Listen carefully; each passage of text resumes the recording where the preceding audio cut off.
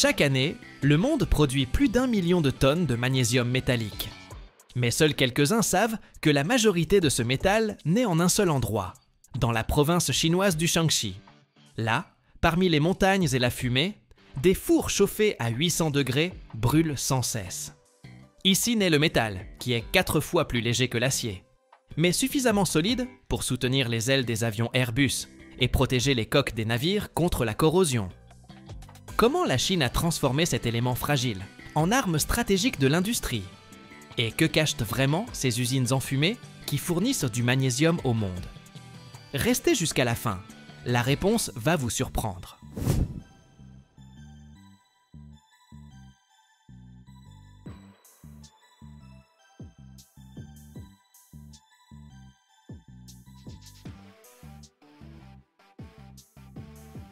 Tout commence dans la province du Shaanxi, au nord de la Chine, une région qui est le cœur de l'industrie du magnésium du pays.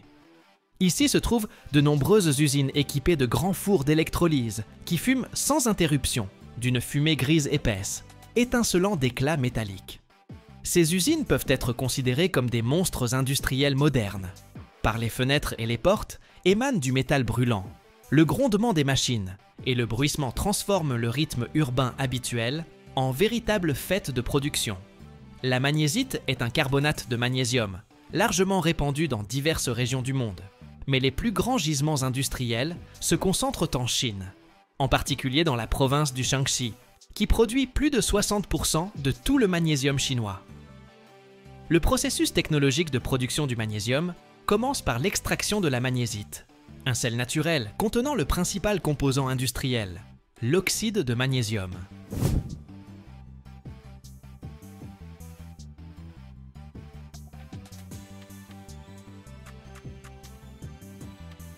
Après extraction, le minerai est broyé et refondu pour obtenir de la magnésite pure.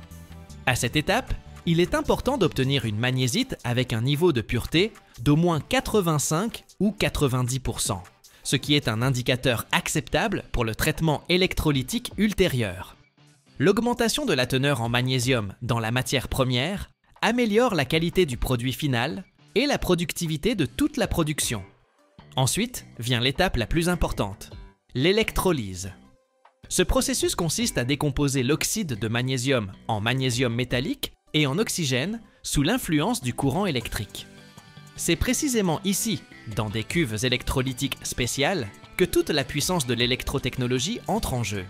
À l'échelle industrielle, on applique l'électrolyse dans des cuves spéciales, où le magnésium est dissous dans du chlorure de potassium et de magnésium, fondu à une température d'environ 800 degrés Celsius.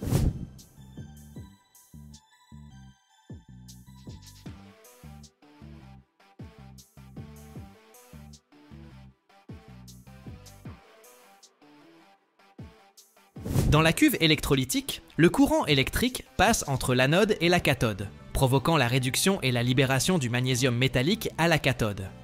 Simultanément, l'oxygène se forme à l'anode. Le processus nécessite des volumes colossaux d'énergie électrique, 12 000 kWh par tonne de magnésium. C'est précisément à cause de cette intensité énergétique que la production de magnésium est coûteuse et nécessite un accès proche à des sources d'électricité bon marché. Le résultat de l'électrolyse, ce sont des gouttes chaudes de magnésium pur, qui sont rapidement coulées dans des lingots métalliques. Ils ont une couleur argentée brillante, et leur légèreté et leur solidité fascinent de nombreux ingénieurs et concepteurs. Le magnésium métallique, produit après extraction, est immédiatement coulé en lingots d'une masse de 5 à 25 kg, ce qui facilite son transport et son utilisation ultérieure.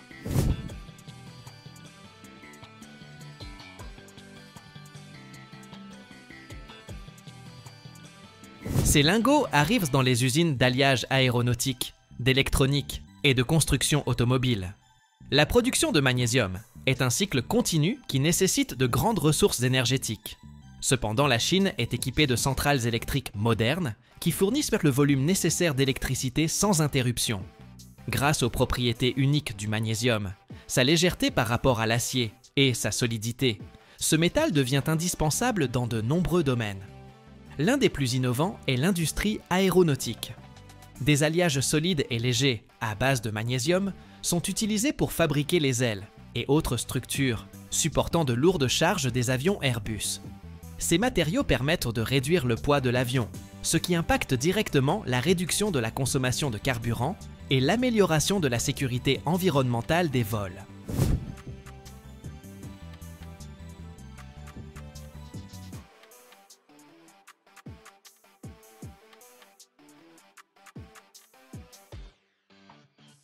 Selon les statistiques, la Chine extrait plus de 10 millions de tonnes de magnésites par an, dont environ 25% vont à la production propre de magnésium. Le reste, la majeure partie est utilisée dans d'autres secteurs industriels, notamment la production de réfractaires et de ciment. Les usines chinoises de magnésium sont de véritables géants industriels, qui non seulement produisent du métal, mais donnent aussi le ton à tout le marché mondial. Les autorités chinoises soutiennent activement le développement de ce secteur, investissant dans l'innovation, la modernisation écologique et l'expansion de la production. Grâce à cela, le magnésium non seulement maintient ses positions, mais atteint aussi un nouveau niveau, aidant le pays à influencer les tendances mondiales dans l'aviation, l'électronique et d'autres domaines clés.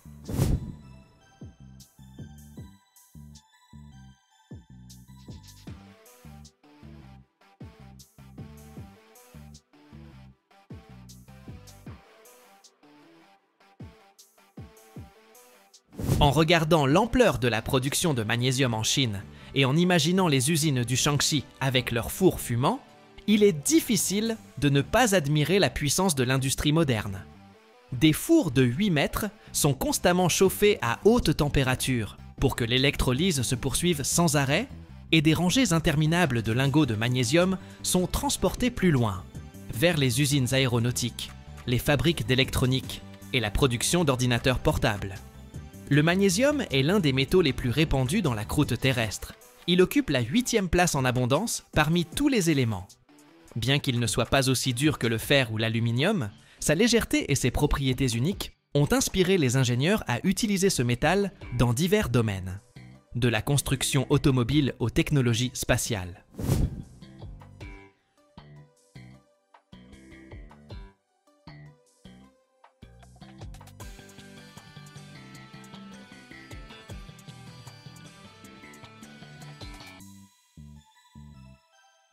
Il est intéressant de noter que le magnésium est 4 fois plus léger que l'acier, ce qui permet de créer des structures légères mais solides. C'est extrêmement important pour l'aviation, où chaque gramme de poids compte. Les alliages à base de magnésium sont souvent utilisés dans la production d'avions Airbus, Boeing et même d'engins spatiaux de la NASA. Avec l'utilisation du magnésium, les avions deviennent plus économiques et leur empreinte carbone diminue, ce qui correspond à la tendance du développement durable. Dans un ordinateur portable moderne, le magnésium joue également un rôle important. Les alliages métalliques assurent la solidité du boîtier avec un poids minimal, rendant les appareils plus légers et plus pratiques pour les utilisateurs. Un autre fait intéressant est que le magnésium est souvent utilisé sous forme d'anode sacrificielle pour protéger les structures en acier contre la corrosion.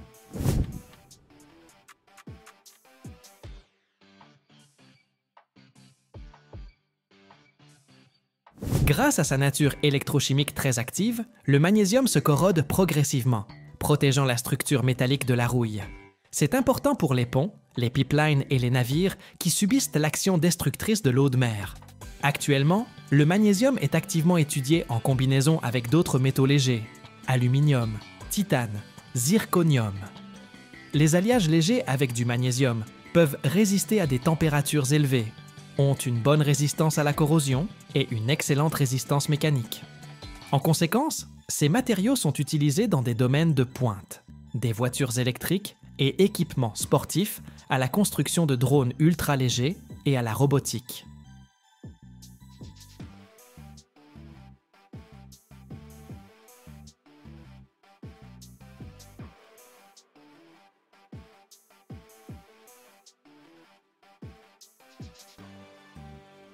Chaque année, le monde produit plus de 100 millions de tonnes d'acier, mais seule sa partie la plus résistante devient le cœur des ponts géants. En Chine existe une usine, où naissent des chaînes d'acier longues, comme un homme, et pesant plus de 3 tonnes. Chaque maillon se forme ici sous une pression de dizaines de milliers de tonnes, pour ensuite maintenir des villes entières au-dessus de l'eau. Ça semble être une force créée par les dieux du métal, mais c'est de la science exacte, où même une micro-fissure peut décider du sort d'un pont. Comment, à partir d'un morceau d'acier informe, naît un maillon capable de résister à un tremblement de terre? Restez jusqu'à la fin et vous verrez comment on crée la colonne vertébrale des ponts les plus puissants de la planète.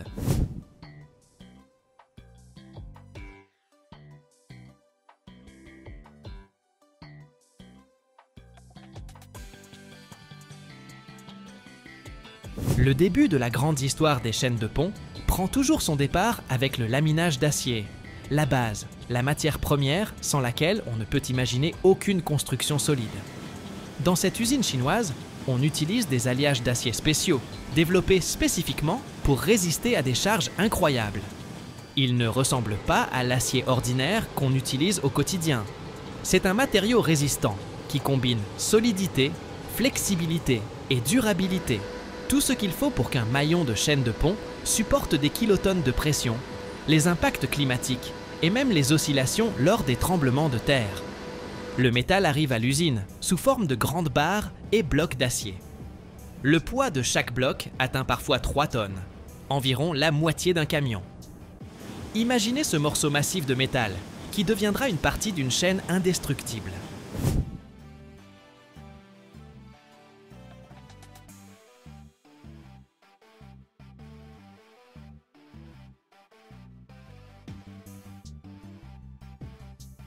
Chaque bloc passe par un traitement préliminaire pour obtenir une structure homogène sans micro-fissures ni défauts, car même la moindre faiblesse peut mettre en danger la sécurité de tout le pont. Ces alliages d'acier sont créés pour être non seulement ultra résistants, mais aussi conserver leur élasticité, car les structures de pont sont constamment soumises à des charges dynamiques. Elles oscillent sous le vent, se dilatent et se contractent avec les variations de température, résistent au choc et même au mouvement du sol. C'est pourquoi la chaîne doit être un peu vivante, flexible mais stable. Le processus technique commence par une vérification rigoureuse de la composition chimique de l'acier. Des capteurs spéciaux et des analyses de laboratoire garantissent que le matériau répond à toutes les normes strictes. Ce n'est qu'après cela que le laminage est dirigé vers les machines, où seront formés ces maillons géants capables de soutenir un pont extrêmement lourd.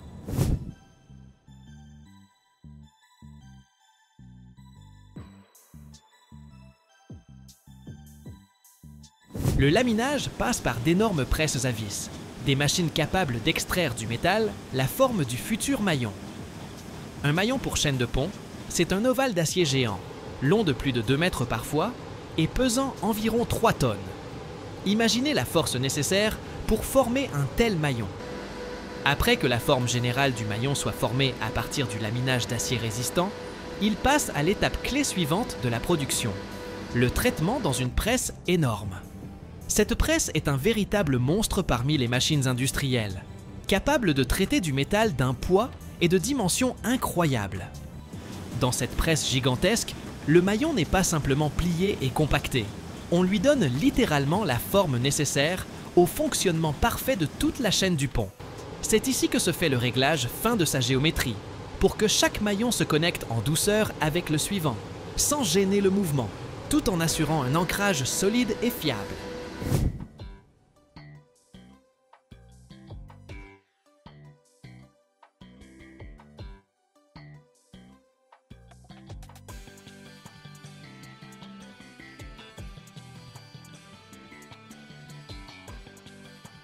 Le processus semble incroyablement complexe et précis. Le métal dans la presse subit d'énormes pressions. Des milliers, parfois des dizaines de milliers de tonnes de force, comprimant le maillon au point qu'il acquiert les dimensions et la forme nécessaires. Il est très important que la surface du maillon reste lisse et solide, car toute fissure ou irrégularité peut causer une rupture, ce qui est inadmissible pour un élément aussi crucial d'une structure de pont. En même temps que le pliage, se produit une compaction de la structure du métal. Ce processus augmente la résistance interne du maillon, le rend plus résistant au choc et durable dans diverses conditions climatiques et d'exploitation. Le résultat, le maillon n'est pas seulement géant en taille et en poids, il est aussi incroyablement résistant.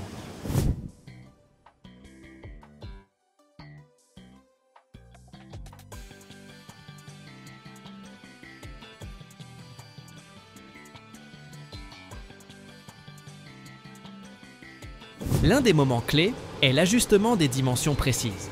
Les maillons doivent être parfaitement compatibles pour former, une fois assemblés, une chaîne mobile mais solide. Le maillon suivant doit passer librement à travers le précédent sans blocage, mais en même temps ne pas permettre de jeu ou de relâchement. Chaque détail a un impact colossal sur la fiabilité globale du pont.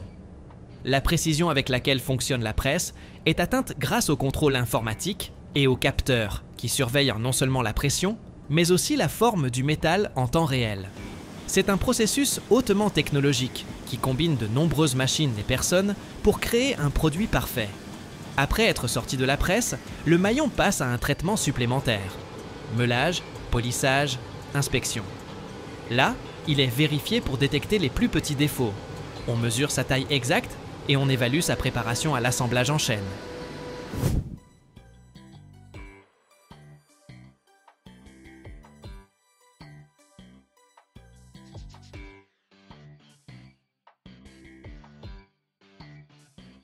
Chaque pièce doit passer le contrôle qualité, car de sa perfection dépend la sécurité de milliers de personnes et la durée de vie du pont lui-même.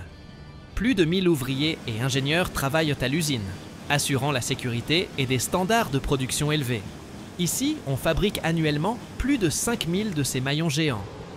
La Chine reste le plus grand producteur d'acier au monde, ce qui impacte directement les volumes de fabrication de produits à grande échelle, comme les chaînes de ponts.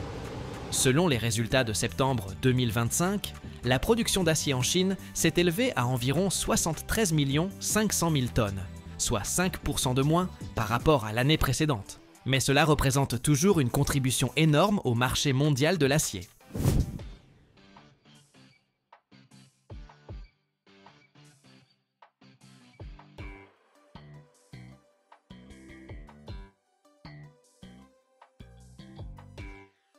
Le nombre total de ponts en Chine, équipés de tels systèmes suspendus, dépasse déjà 4000, et ce chiffre continue d'augmenter activement car le pays développe constamment son infrastructure de transport, dans le but d'améliorer la logistique et les connexions entre les régions.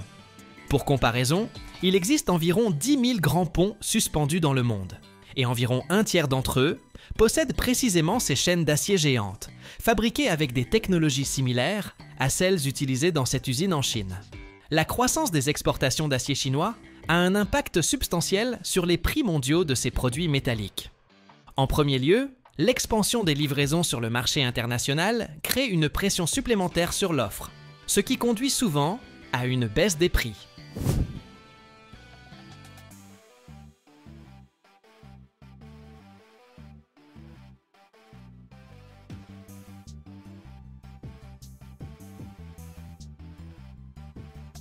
Au cours des 2 dernières années, la Chine a établi un record en volume d'exportation d'acier, qui ont dépassé 110 millions de tonnes, et on s'attend à ce que cette tendance de croissance des exportations se maintienne. Parallèlement, la production intérieure d'acier en Chine diminue, et la consommation chute, ce qui oblige les producteurs à chercher des marchés extérieurs. En conséquence, il y a un risque de saturation du marché mondial, et les producteurs locaux dans d'autres pays ressentent la nécessité de baisser leurs prix pour rester compétitifs. L'Italie prévoit pour 2026 l'achèvement du plus grand pont suspendu au monde, dont la longueur dépassera 3 km. Pour de tels ponts, des chaînes d'acier ultra résistantes sont nécessaires pour soutenir les structures dans les zones à risque sismique, ce qui confirme l'application future des technologies de fabrication de maillons géants.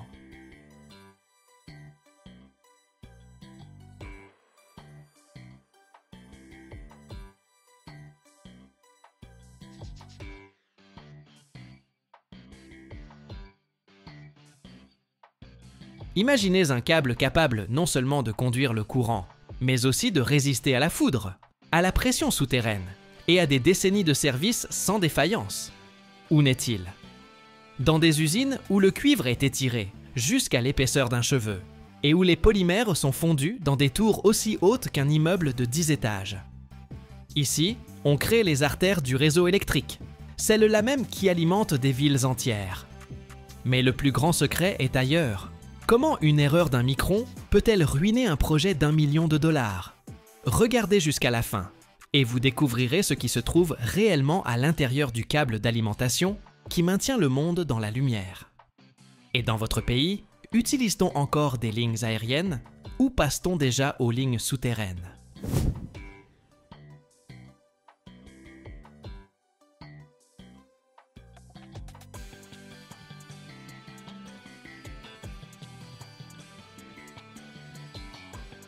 Une part importante du réseau énergétique américain a été construite il y a plusieurs décennies et nécessite une modernisation. Le remplacement des anciennes lignes aériennes par des câbles souterrains à haute tension est l'une des tendances clés pour améliorer la fiabilité et la résilience du réseau. Nous nous trouvons sur le site de l'une des principales entreprises de production de câbles, où naissent les solutions pour l'infrastructure énergétique du futur.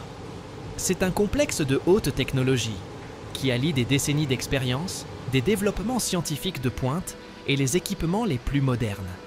Notre mission est de fournir au monde des câbles fiables, efficaces et sûrs, capables de supporter des charges extrêmes et de fonctionner dans les conditions les plus difficiles. Chaque grand projet commence par des éléments fondamentaux. Pour nous, ce sont des matières premières de haute qualité. Au cœur du câble se trouve le conducteur, l'âme qui transporte le courant électrique.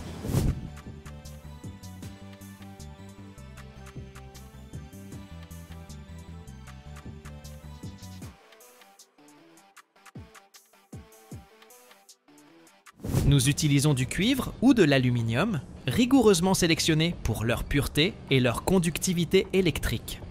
Ces métaux nous parviennent sous forme de barres ou de fils machines et constituent le point de départ pour la création d'un conducteur fiable. La première étape de production est le tréfilage. Dans des ateliers spécialisés, à l'aide de puissantes tréfileuses, le fil machine épais est progressivement transformé en un fil fin d'un diamètre donné.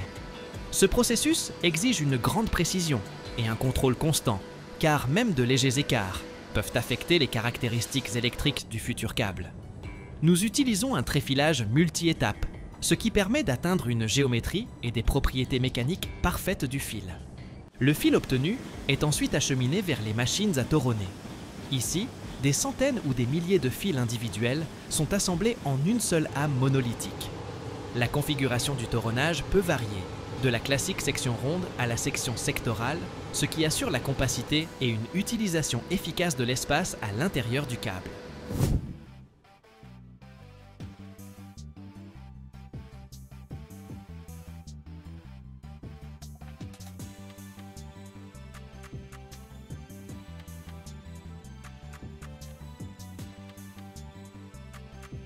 Le toronnage ne confère pas seulement de la résistance à lame, mais optimise également ses caractéristiques électriques, en réduisant l'effet de peau et les pertes d'énergie.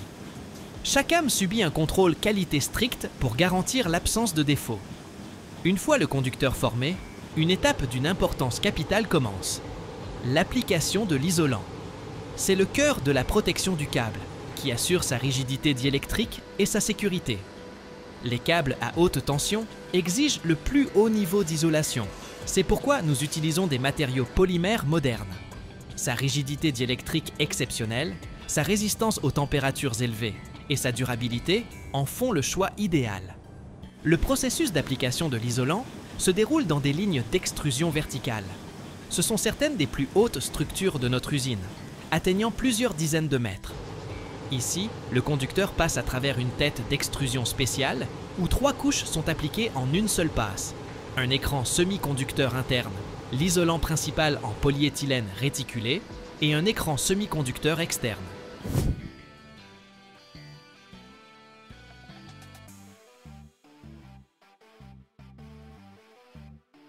Les écrans semi-conducteurs jouent un rôle clé dans l'uniformisation du champ électrique, prévenant l'apparition de décharges partielles qui pourraient endommager l'isolant. Ce processus se déroule dans des conditions de propreté absolue, dans ce qu'on appelle des salles blanches. où la quantité de particules de poussière dans l'air est rigoureusement contrôlée pour éviter toute impureté dans l'isolant. Après l'extrusion, le câble passe par des zones de vulcanisation et de refroidissement. Dans la tour de vulcanisation, sous l'effet d'une haute température et d'une haute pression, le polyéthylène acquiert sa structure réticulée finale, ce qui améliore considérablement ses propriétés mécaniques et thermiques. Ensuite, le câble est refroidi lentement, ce qui prévient les contraintes internes et les déformations. Ce cycle est vital pour assurer la longévité et la fiabilité de l'isolant en conditions d'exploitation. L'étape suivante est l'application d'un écran métallique. Il peut s'agir d'un enroulement hélicoïdal, de fils de cuivre ou d'un ruban de cuivre.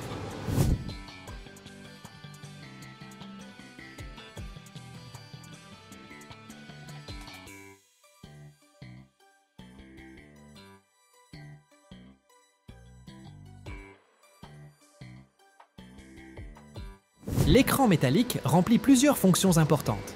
Il sert de mise à la terre, protège contre les interférences électromagnétiques externes et, ce qui est le plus important, assure la sécurité en cas de défaillance de l'isolant en évacuant le courant de court-circuit.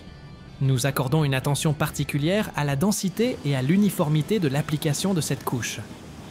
Pour les câbles destinés à être posés dans des conditions particulièrement difficiles, par exemple dans un sol avec un risque de dommages mécaniques ou sous l'eau, une protection supplémentaire est prévue, le blindage. Il peut s'agir d'un enroulement de ruban ou de fil d'acier qui assure une protection mécanique exceptionnelle contre les agressions extérieures. Les câbles blindés ont une résistance accrue à la traction, au choc et à l'abrasion, ce qui garantit leur fonctionnement même dans les environnements les plus rudes.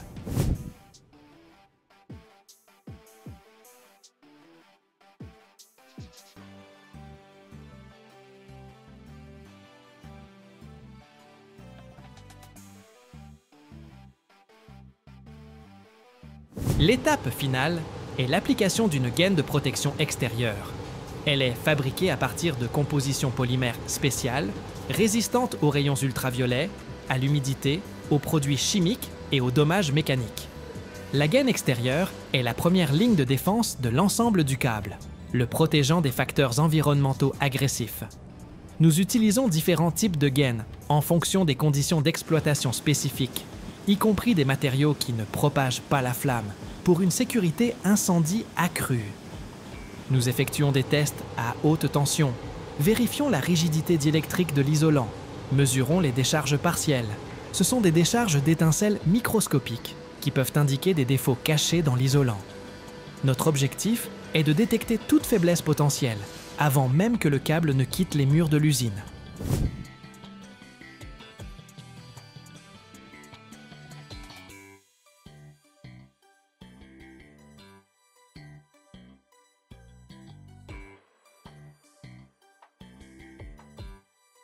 Nous contrôlons également la résistance du conducteur, l'épaisseur de l'isolant, les dimensions géométriques, les propriétés mécaniques et de nombreux autres paramètres pour nous assurer que chaque mètre de notre production est conforme aux normes internationales les plus strictes. De plus, des tests de durabilité, de résistance au cycle de chauffage-refroidissement, à l'exposition à des environnements agressifs et aux rayons ultraviolets sont effectués. Seuls les câbles qui ont passé avec succès tous ces tests obtiennent l'autorisation d'être expédiés aux clients. Cela garantit que notre production servira pendant des décennies en remplissant ses fonctions de manière fiable. Quand un câble a passé toutes les vérifications, il est enroulé sur des tourelles spéciaux de grand diamètre. Chaque touret est soigneusement marqué, indiquant toutes les données techniques nécessaires. Ensuite, les câbles finis sont transportés vers les sites de pose, où ils deviendront une partie du réseau énergétique mondial.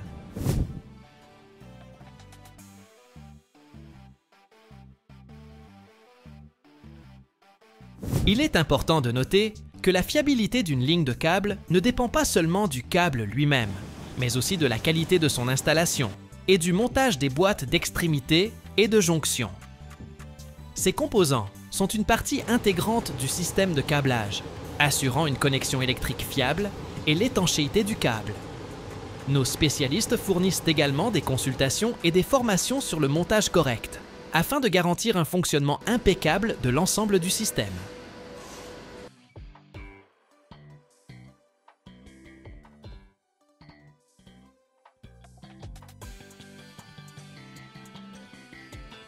Chaque année, plus de 5 000 milliards de sacs en polyéthylène sont produits dans le monde, assez pour envelopper la planète entière plusieurs fois.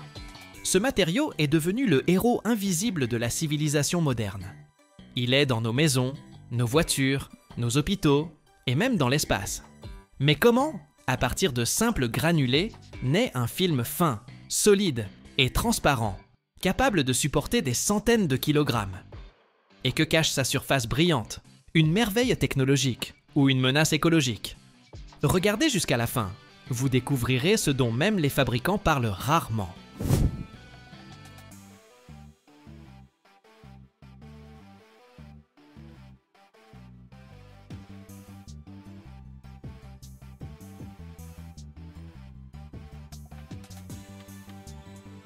Le prix du polyéthylène en 2025 reste relativement stable, avec de légères fluctuations en raison de l'équilibre entre les capacités de production et la demande mondiale.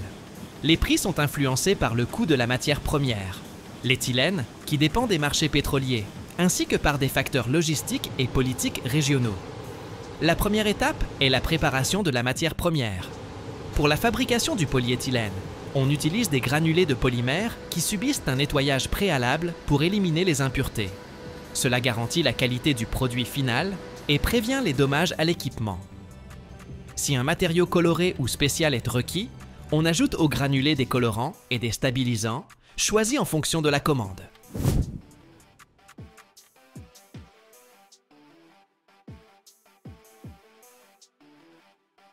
Ensuite, la matière première est chargée dans une extrudeuse à haute température. Au cours de cette étape, les granulés de polyéthylène sont chauffés à une température d'environ 150 à 250 degrés Celsius, où ils fondent et forment une masse en fusion visqueuse et homogène. Les installations d'extrusion sont équipées de systèmes de contrôle stricts de la température et de la pression, ce qui garantit la constance de la qualité de la masse en fusion. Chaque année, plus de 5 500 milliards de sacs en polyéthylène sont fabriqués dans le monde, ce qui illustre l'ampleur de l'utilisation de ce matériau. Cependant, en raison de la conscience écologique et des réglementations, les tendances évoluent vers une réduction du plastique à usage unique et une augmentation de la part des matériaux biodégradables et recyclés. La partie suivante du processus est l'extrusion du polymère lui-même.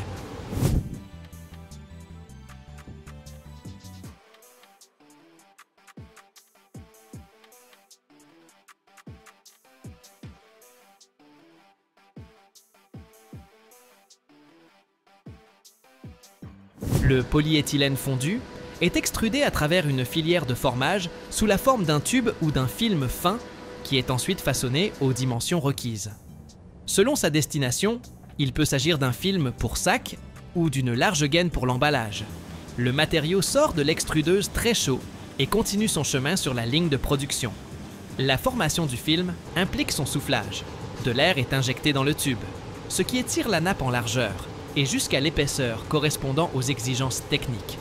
Ce processus se déroule dans une chambre spéciale à climat contrôlé, où une température et une pression optimales sont maintenues pour la stabilité du film.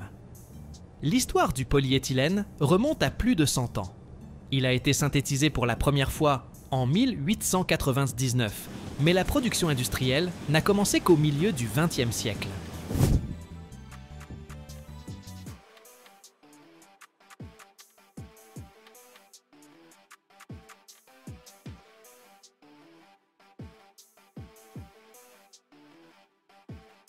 En 1977, les sacs en polyéthylène sont devenus un produit de masse et depuis lors, leur nombre dans le monde augmente chaque seconde. Aujourd'hui, rien que pour la fabrication de sacs, on en utilise plus de 160 000 pièces par seconde et le volume annuel de sacs atteint plusieurs billions. Une fois le film formé, il passe par une étape de refroidissement. Pour cela, on utilise un soufflage d'air ou des chambres à eau qui abaisse rapidement la température du polyéthylène, le figeant dans un état stable. Le refroidissement est important pour prévenir la déformation et assurer une épaisseur uniforme de la nappe. L'utilisation du polyéthylène est extrêmement large. Il s'agit de matériaux d'emballage pour les produits alimentaires, de films pour les serres, de tuyaux pour l'approvisionnement en eau, de pièces automobiles, ainsi que de produits médicaux, seringues, emballages pour médicaments et bien d'autres.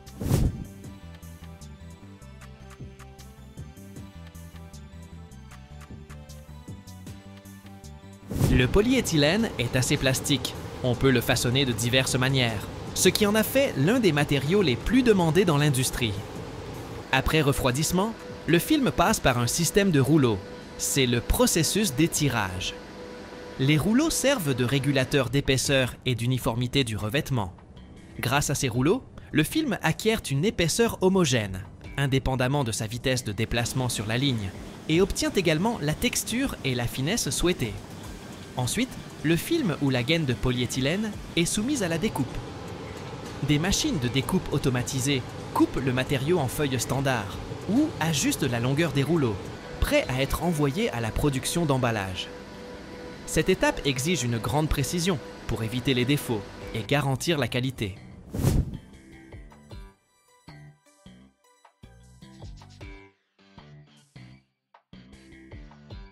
Si nécessaire, les films finis peuvent subir un traitement supplémentaire, impression, soudure ou laminage.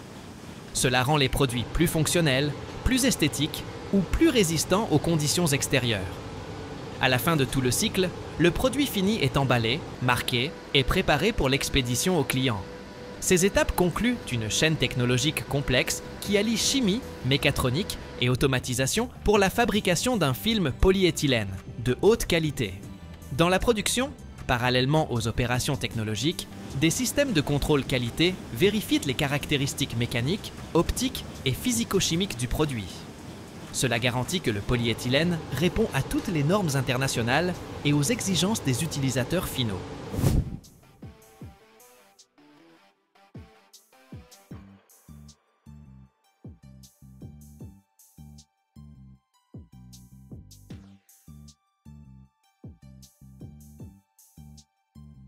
L'ensemble du cycle de production repose sur l'interaction de nombreux maillons, de la préparation des granulés à l'étape finale de l'emballage, combinant harmonieusement les technologies modernes pour créer des matériaux sans lesquels la vie d'aujourd'hui serait difficile à imaginer. Cependant, le polyéthylène présente aussi certains inconvénients. Il se décompose lentement dans des conditions naturelles, 200 ans. De plus, sous l'influence des rayons ultraviolets, le polyéthylène peut subir un photovieillissement, ce qui entraîne une perte de résistance et une modification de ses propriétés. Pour prévenir cela, on ajoute des photostabilisants à la composition du polyéthylène. En réponse à une conscience écologique croissante, des travaux actifs sont menés dans le monde pour créer des variantes de polyéthylène biodégradables et plus écologiques, ainsi que pour améliorer ses technologies de recyclage.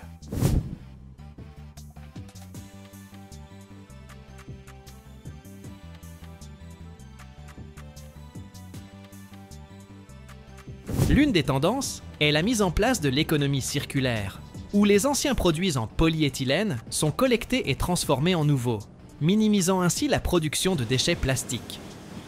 Les granulés de polyéthylène et l'aggloméré, obtenus lors du processus de recyclage, servent de matière première pour la fabrication d'une large gamme de produits industriels et ménagers. À partir de ces granulés, on produit des matériaux d'emballage, des films fins pour l'emballage alimentaire, des sacs en film pour les supermarchés et des sacs en polyéthylène à usage unique. Ces produits en film peuvent avoir des propriétés différentes selon le type de polyéthylène. Outre les produits d'emballage, on fabrique à partir des granulés des récipients rigides, conteneurs, bouteilles, caisses, seaux, largement utilisés dans l'industrie alimentaire, cosmétique et chimique.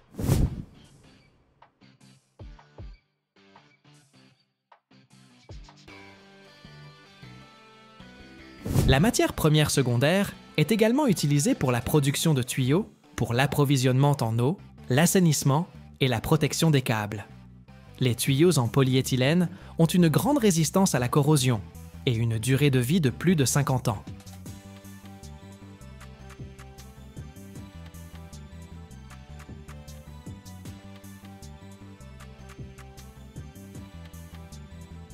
Chaque année, plus de 100 tonnes de matériaux sont produites dans le monde, mais un seul d'entre eux défie les lois de la physique.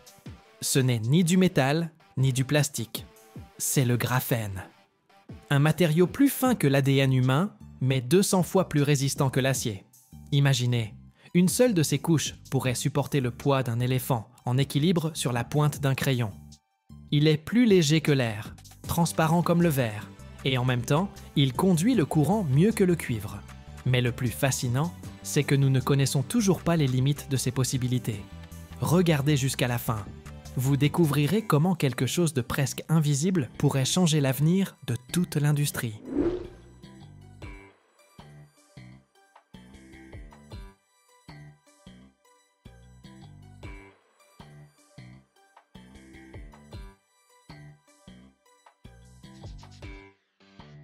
Alors, le graphène est un matériau bidimensionnel, composé d'une seule couche d'atomes de carbone, disposé en un réseau dense et bidimensionnel, en forme d'hexagone.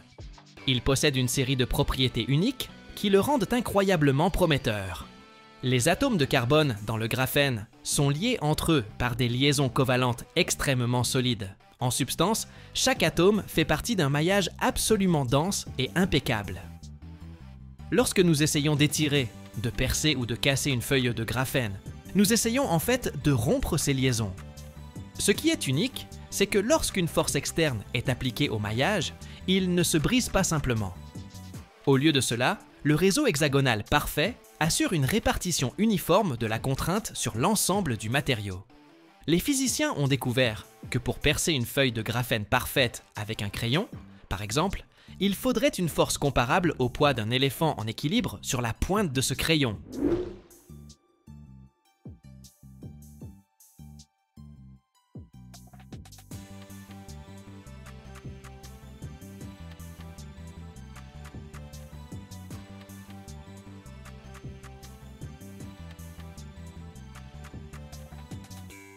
Pourquoi parlons-nous spécifiquement de poids? C'est un point d'une importance capitale. Quand les scientifiques comparent les matériaux, ils évaluent leur rapport spécifique résistance sur poids. Par exemple, l'acier est un matériau solide, mais il est aussi très lourd. Le graphène, lui, est aussi solide que l'acier, voire plus, mais son poids est dérisoire. Une feuille de graphène est si fine qu'un kilogramme de ce matériau pourrait couvrir une surface comparable à plusieurs terrains de football. Cela signifie que, si nous prenions un morceau de graphène et un morceau d'acier de haute qualité de même poids, le graphène supporterait une charge 200 fois plus importante avant de se déformer ou de se rompre. Cette caractéristique en fait le candidat idéal pour la création de matériaux composites ultra légers et ultra résistants pour l'aérospatiale, le blindage et les équipements sportifs de haute technologie. Imaginez que même le plus petit ajout de graphène à des matériaux ordinaires, comme les plastiques ou les résines époxy, peut les transformer en quelque chose de complètement nouveau.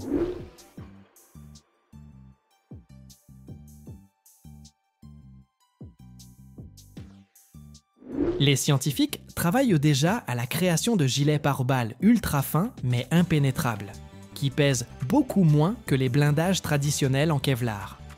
L'ajout d'une infime quantité de graphène au béton peut le rendre beaucoup plus résistant aux fissures et aux dommages, prolongeant la durée de vie des ponts et des bâtiments. Les carrosseries et les fuselages d'avions à base de graphène seraient plus légers, ce qui entraînerait des économies de carburant significatives tout en devenant beaucoup plus solides et plus sûrs. Ainsi, le graphène est l'incarnation d'un paradoxe. Il est presque invisible, mais sa résistance surpasse celle des métaux les plus forts. Cela ouvre une ère entièrement nouvelle en sciences des matériaux, où les matériaux sont à la fois légers, flexibles et d'une solidité inégalée. La production de graphène est un véritable casse-tête pour les scientifiques. On peut l'obtenir de 3 manières principales, qui diffèrent par leur coût, leur qualité et leur volume de production. Imaginez que vous deviez fabriquer une feuille très fine, mais qu'elle doive être parfaite.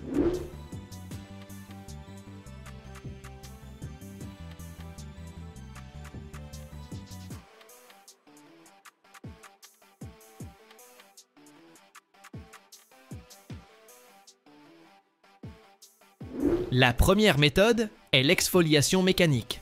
C'est de cette manière que le graphène a été découvert. Ici, tout est simple. On prend du graphite ordinaire, qui est un empilement de couches de carbone, et on essaie d'en détacher une seule et unique couche. Les scientifiques ont littéralement utilisé du ruban adhésif pour arracher les couches à plusieurs reprises, jusqu'à ce qu'il ne reste sur le ruban que cette fameuse couche monoatomique recherchée.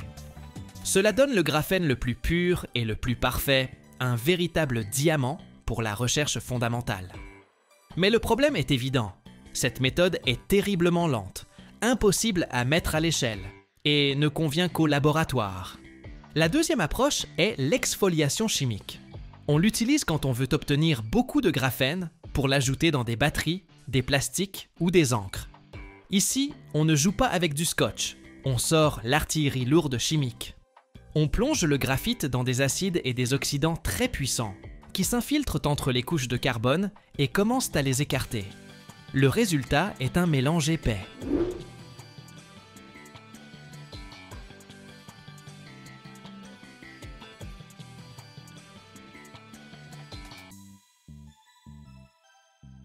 Ensuite, on le traite aux ultrasons, comme avec un mixeur, et les couches de graphite se séparent finalement dans l'eau ou un autre solvant. C'est ce qu'on appelle l'oxyde de graphène. Après cela, il faut réduire cet oxyde de graphène pour qu'il redevienne conducteur d'électricité. Cette méthode est bon marché et produit de grands volumes, mais le produit final a toujours beaucoup de défauts et d'impuretés. Il convient pour les composites, mais pas pour l'électronique sensible. La troisième et la plus prometteuse des méthodes est le dépôt chimique en phase vapeur, CVD. C'est la technologie pour créer des toiles de graphène de haute qualité et de grande taille, nécessaires pour les écrans tactiles ou les microcircuits. Ici, on n'arrache rien, on fait pousser le matériau à partir de zéro. On prend une fine feuille de métal, généralement du cuivre, et on la chauffe très fort, jusqu'à 1000 degrés Celsius. Puis, on introduit dans le four un gaz contenant du carbone, par exemple du méthane. Les atomes de carbone, libérés du gaz, se déposent sur le cuivre incandescent, qui sert de modèle parfait. Ils s'assemblent d'eux-mêmes en un maillage en nid d'abeilles monocouche et impeccable. Cette méthode donne une haute qualité et permet de fabriquer de grandes feuilles de graphène, ce qui est essentiel pour l'industrie.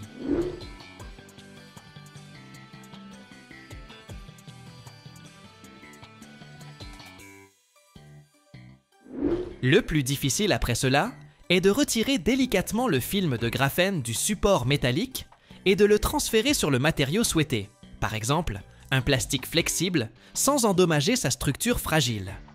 En termes d'argent, le marché mondial du graphène est actuellement évalué à plusieurs centaines de millions de dollars américains et, selon la plupart des prévisions, il devrait croître très rapidement, doublant souvent tous les 2 ou 3 ans.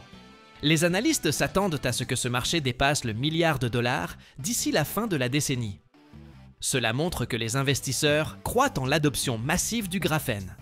Contrairement aux produits de base, le marché du graphène est très segmenté par type et qualité.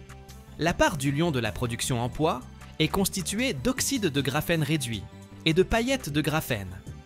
Ils sont produits par la méthode chimique et sont utilisés pour renforcer les composites, les revêtements et les encres. Ils sont bon marché, mais présentent de nombreux défauts. C'est ce qu'on appelle le volume à bas coût.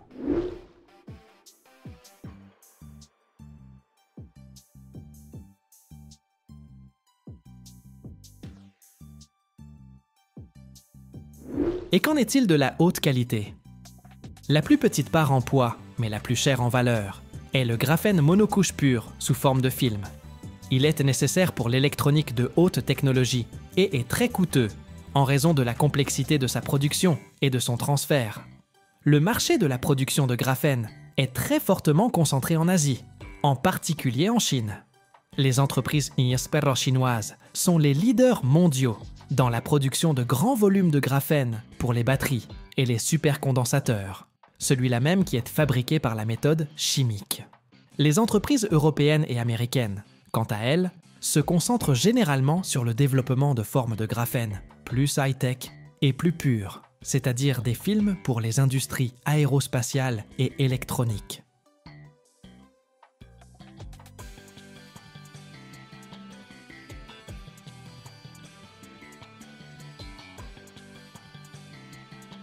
Chaque année, plus de 8 milliards de mètres carrés de verre sont produits dans le monde, assez pour recouvrir un pays entier.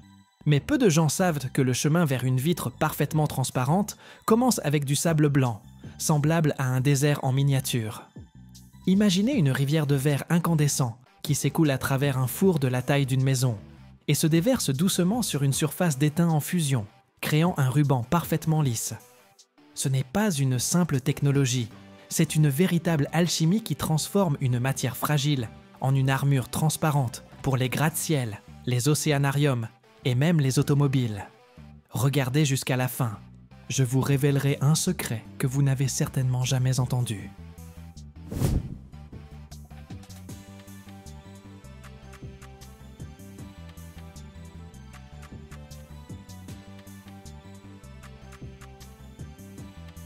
Tout commence dans un immense entrepôt de matières premières, qui ressemble à un désert en miniature.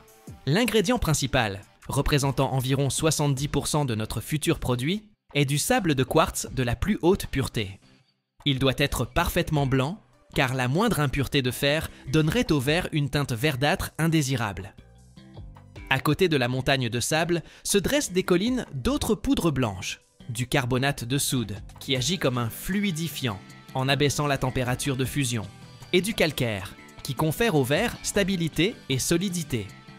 Un chargeur géant à godet saisit des tonnes de chaque ingrédient et les déverse dans d'immenses trémies. De là, sur ordre de l'ordinateur, ils sont acheminés par un convoyeur jusqu'à un mélangeur.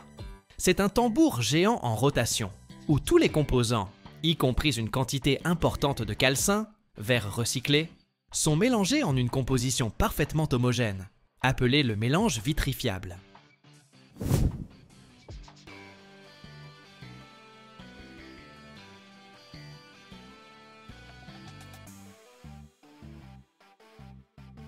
Maintenant, ce mélange sec, semblable à une poudre, entame son voyage au cœur même de l'usine, le four de fusion.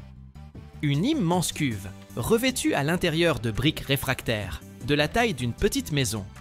C'est un four qui ne dort jamais. Il fonctionne en continu pendant des années en maintenant à l'intérieur une température de 1600 degrés Celsius. Le mélange vitrifiable est enfourné par un flux continu à une extrémité de ce four. En entrant dans cet enfer, il commence instantanément à fondre, se transformant en une rivière de verre liquide, épaisse, visqueuse et d'un orange éblouissant. Cette rivière s'écoule lentement à travers toute la cuve, et pendant ce temps, toutes les bulles de gaz s'en échappent, et la masse elle-même devient parfaitement homogène. Et voilà que cette rivière de feu, luminescente, sort du four et arrive sur l'invention la plus géniale du monde du verre, le bain float. Un long tunnel hermétique, rempli non pas d'eau, mais d'étain en fusion. L'étain a une surface parfaitement plane, un miroir.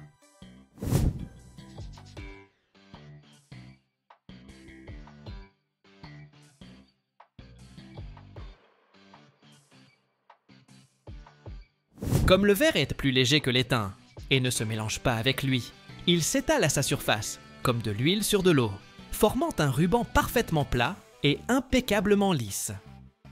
La gravité le rend parfaitement plat par le dessous, et la tension superficielle le rend parfaitement lisse par le dessus. L'épaisseur de ce ruban est régulée par la vitesse à laquelle il est tiré hors du bain et par des rouleaux spéciaux. Chaque année, plus de 8 milliards de mètres carrés de ce verre float sont produits dans le monde. C'est assez pour recouvrir toute l'île de Chypre. Après le bain float, le ruban de verre infini, encore très chaud mais déjà solide, entre dans un long tunnel appelé l'étendrie de recuisson. C'est une étape d'une importance capitale. Si le verre refroidissait trop vite, des contraintes internes colossales y apparaîtraient, et il serait fragile comme une décoration de Noël.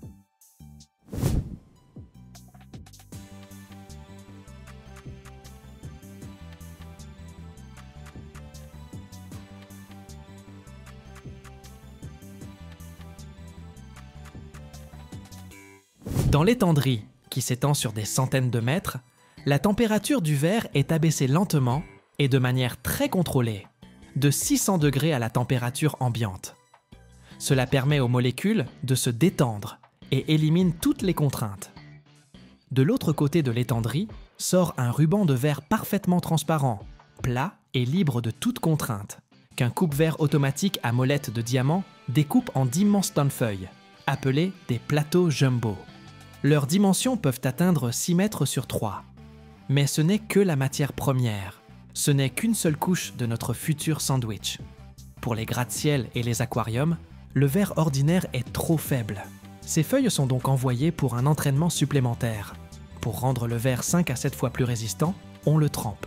La feuille de verre entre dans un four où elle est chauffée à une température de 620 degrés, presque jusqu'à son point de ramollissement. Puis, elle est instantanément extraite et soufflée des deux côtés par de puissants jets d'air froid.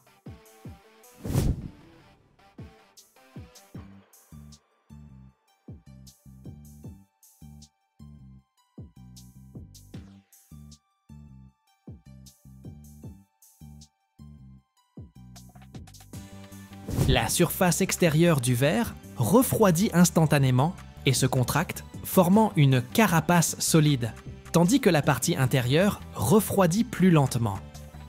Cela crée d'incroyables contraintes internes qui rendent le verre follement résistant. Si un tel verre vient à se briser, il se fragmente en des milliers de petits cubes inoffensifs, et non en éclats tranchants comme des poignards. Mais même le verre trempé n'est qu'une seule couche. Pour créer une véritable armure, on utilise le processus de laminage. On prend 2 ou plusieurs feuilles de verre et entre elles, on place un film fin et transparent de polybutyrate de vinyle. Ce sandwich est envoyé dans un four spécial, appelé un autoclave. À l'intérieur, on crée une haute température et une énorme pression. Sous l'effet de la chaleur et de la pression, le film fond et colle à jamais les feuilles de verre en un bloc unique et monolithique. Si un tel verre se brise, il ne vole pas en éclats.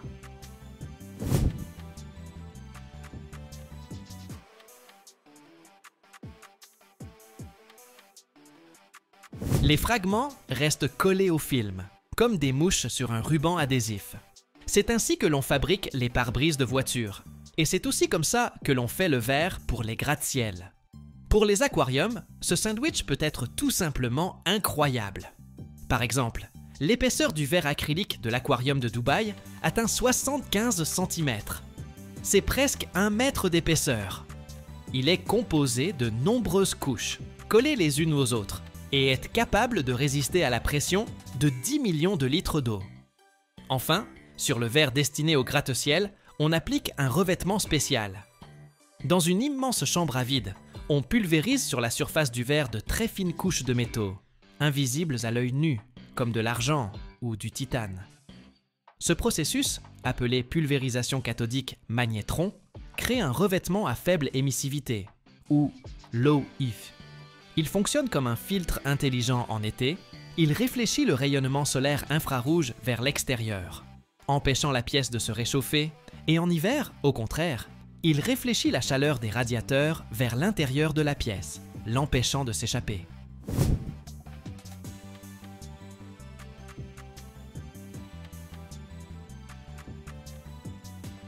Cela permet de réduire les coûts de chauffage et de climatisation d'un gratte-ciel de 30 à 50%. Et ce n'est qu'après toutes ces opérations complexes, chaudes et précises, que le simple sable se transforme en une armure transparente de haute technologie, prête à devenir un mur invisible entre l'homme et les éléments. De l'usine sort un immense panneau de verre, parfaitement propre. Il est solide, mais en même temps incroyablement fragile, aux chocs ponctuels et aux vibrations. Comment le transporter intact sur des centaines de kilomètres? Pour cela, on utilise des camions spéciaux qui ressemblent à d'étranges squelettes métalliques. Ce sont ce qu'on appelle des inloaders ou pupitres. Au lieu d'une caisse ordinaire, ils ont au milieu un puits profond et sur les côtés, 2 cadres inclinés, semblables à des chevalets géants appelés des pyramides. Les feuilles de verre sont placées sur ces pyramides presque à la verticale, sous un léger angle.